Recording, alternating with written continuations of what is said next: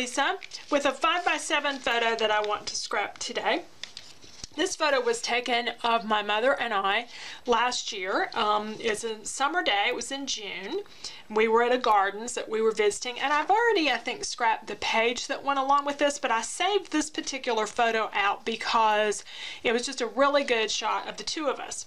It also illustrates some of the differences. We have some things in common, but we are very different people in many ways, and one of the ways is the color choices that we make. You can see that I'm in a bright blue, not an easy color in scrapbooking, or at least certainly not in my stash, but I'm in bright blue sitting in front of these hydrangeas, and I have on a blue and green shirt and green handbag, and my mother is in her leopard print, all neutral colors. She does wear some colors. She wears some red and also some bright blue on occasions, but her wardrobe is largely neutral. Mine is all color.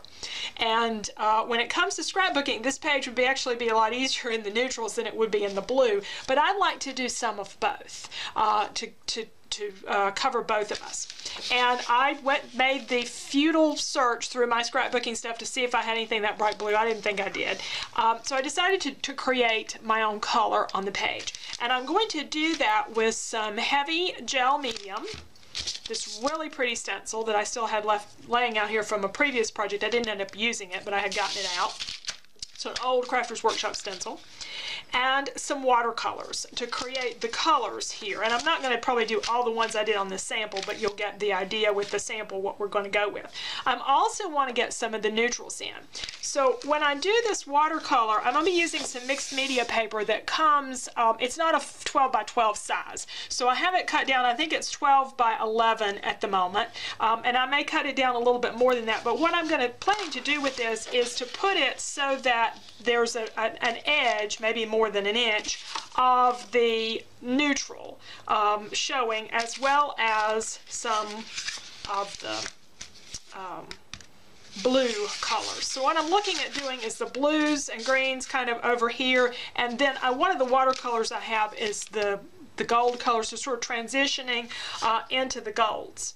I've even thought about kind of going over the background of this with a little bit of some antique linen ink or something to kind of bring it towards that neutral. I don't know. I'm still thinking about that one. But I have several possible neutral papers here. I had quite a few things in my stash. I love this paper, but I think it's going to be a little much to have the text back there.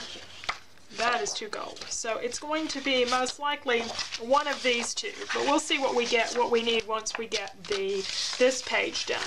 So the way this process works is you take a stencil and you put it on your paper and you cover it with heavy gel or some kind of gel medium.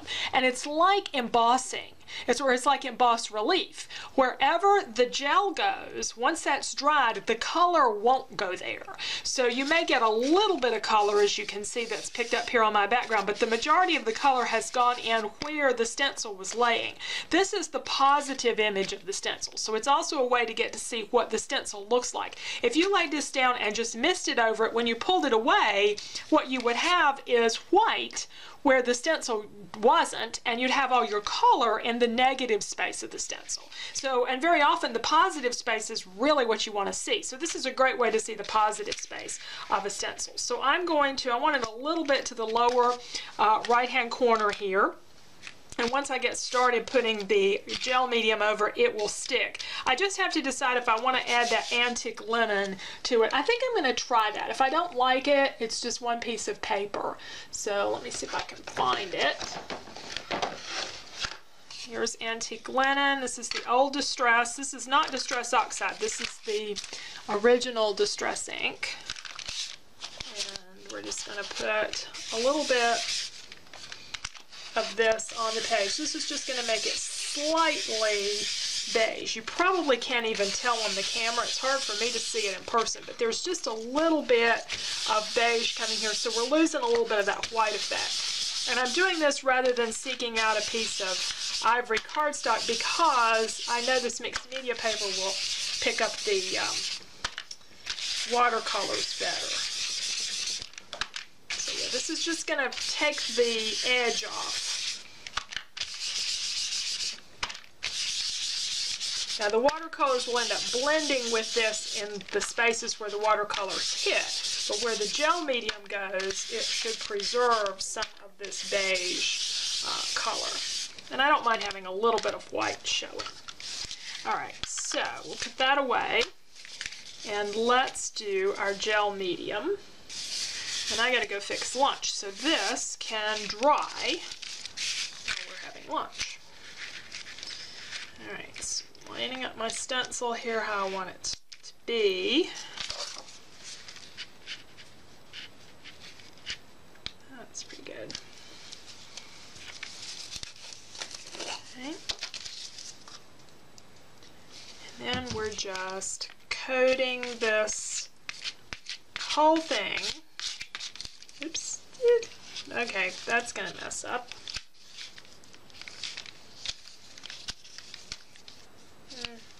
That area right there won't be perfect, but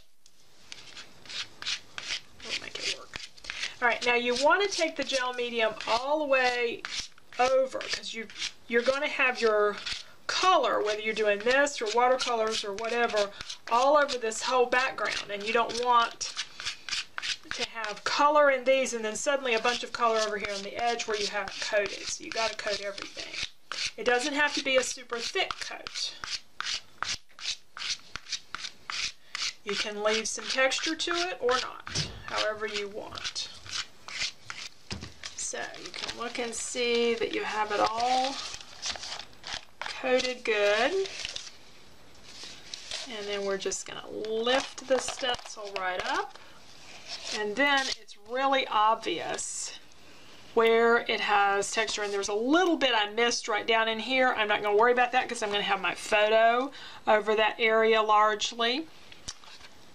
So now we want to just let this dry. I'm going to go wash my stencil off, and I'm going to let this dry for probably at least a couple of hours, maybe longer, and until it's good and dry before I add the watercolors. So you can see a little bit of that design, and it will become very obvious as we add the watercolors here. I'm going to start with some of the blues. This is just a cheap set of watercolors from Hobby Lobby. You don't have to use anything expensive. Now it will naturally not stick to that background that we put the gel medium over. But I am grabbing a paper towel to kind of go over it and pull that off as I go. But you can kind of wait till you get all the color on there if you want to wipe that down. And I'm just blending blues and greens, and I'm going to work my way over to the yellows and golds in this, and you can always add more as well.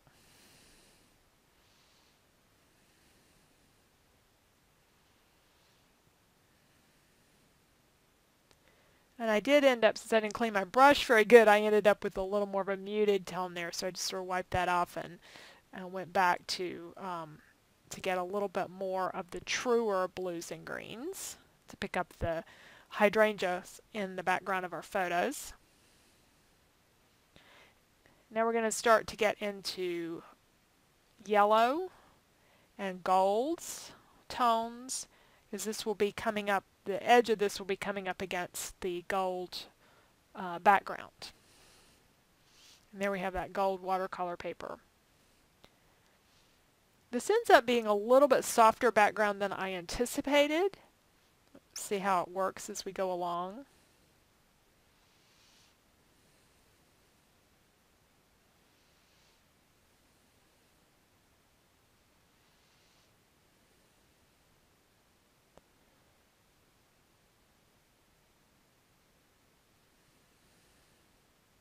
And I just keep adding a little bit more color to give a little bit more intensity to it, because I felt like it was a little bit faded, a little bit too muted, and I wanted more of the blues and greens. And it dries just a touch softer, I felt.